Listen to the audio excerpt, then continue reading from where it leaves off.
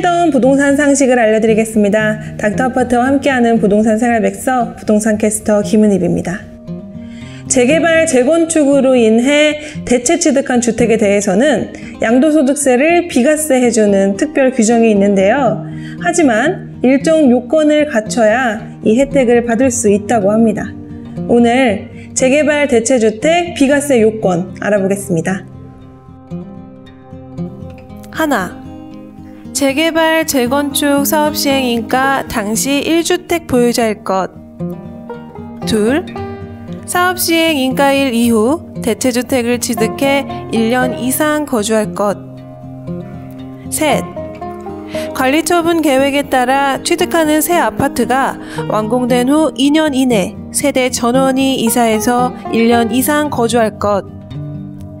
넷, 관리처분 계획에 따라 취득하는 새 아파트가 완공되기 전 또는 완공된 후 2년 이내에 대체주택을 양도할 것. 위 4가지 요건 중 하나라도 충족하지 못하면 대체주택 양도세 비과세 혜택을 받을 수 없습니다. 네 번째 요건에서 새 아파트가 완공되기 전 대체주택을 매도한 경우 양도세 비과세 혜택을 받으려면 새 아파트 완공 후 2년에 새 아파트로 이사해서 1년 이상 거주해야 합니다. 대체주택 비과세 특례를 받고 또 다른 대체주택을 취득해 1년 이상 거주한 후 양도한 경우는 나중에 취득한 대체주택에 대해서만 비과세 혜택을 받습니다.